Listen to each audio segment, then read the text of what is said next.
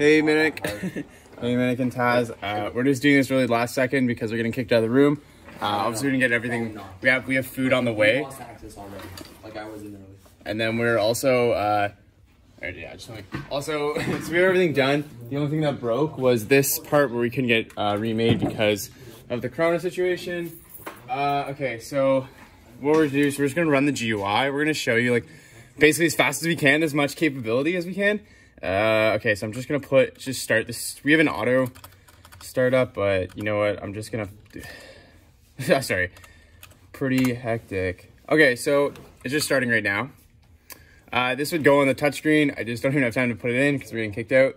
Okay, so is there enough liquid in the dispensers? Basically, this is a check for the user. We're going to say that yes, because we did fill them in already. We don't have liquids in there right now because Raj has all their stuff coming from the grocery store, but we've all been locked out.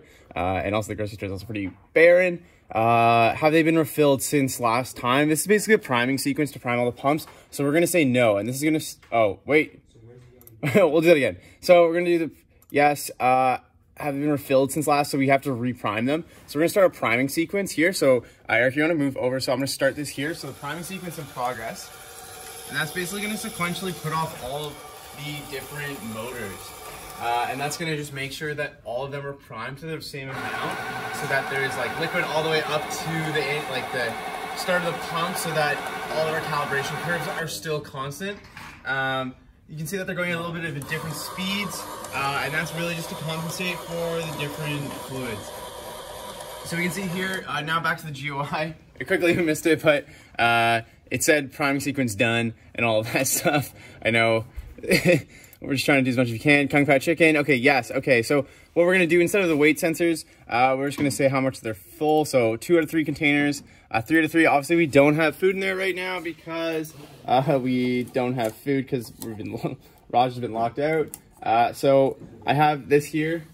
So right now, this is going to be simulating our meat. This green stuff is going to be simulating our veggies, and then our saute is going to be the last one as a process of elimination, as determined by the camera thing. So if we can see here, we're going to say, okay, attach the stir. Yes, it's been stirred. Attach the insert pan. Yeah, the pan's been in there. So the cooking sequence is now centralized. We have a progress bar here, so it's going to 6 degrees here. We can see that the pan temperature right now is only 25 degrees, and it's taking a picture of the containers.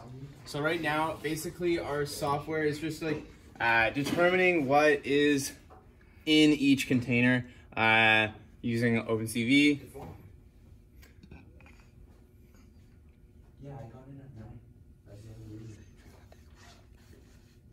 Yeah, it takes a little while, but it's okay. Okay, so we go here to the GUI. Okay, we got 20%. Now we're starting to heat up the wok, and basically the oil is being dispensed. You just heard the pumps go off, so that was the oil, or simulated oil that was going to go in. So now it is heat. So we go back here. We're heating up the oil, and we're at 26%.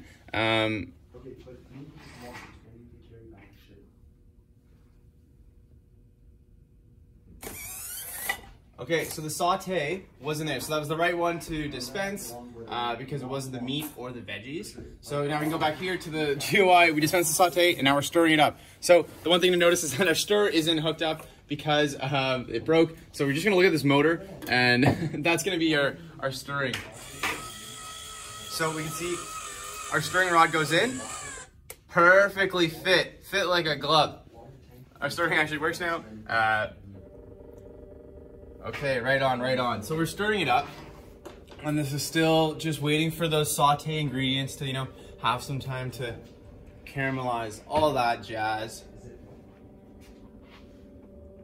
As you can see, this is all being routed through our PCB right here, fully optimized.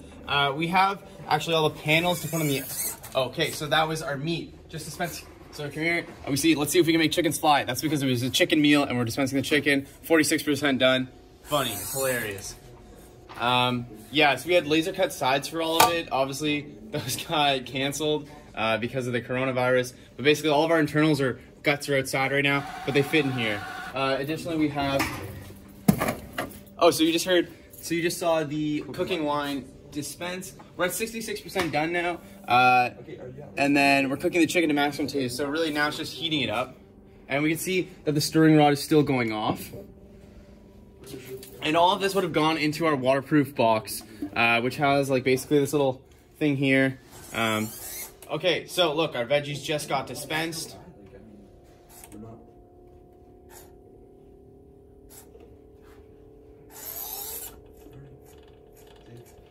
Okay, so here, we go back here, we say we're dispensing veggies. We're at 73% done. Okay, so back to this box. Yeah, it was just a waterproof box for everything. Okay, so that was soy sauce. 80% done.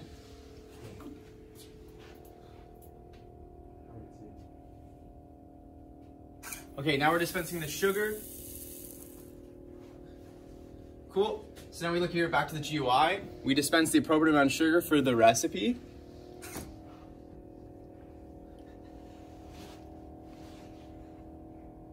Okay, so now look, so now we're stirring the ingredients, cooking them to completion. So this is our final step. And basically we're just waiting for that final temperature reading to get up, back up with everything back in the pan, and then hit the time that we've calibrated from the actual cooking determination camera, which is like that variable found from like just seeing the size of those pieces, which are gonna be there. So as we can see here now, we are done. So we can either cook another meal or shut off the device. Let's cook another meal. Okay, so basically we can go to another meal, but now the user can either reinitialize, they can go to whatever, or what we're gonna do right now is shut off, and that's it. Thank you very much.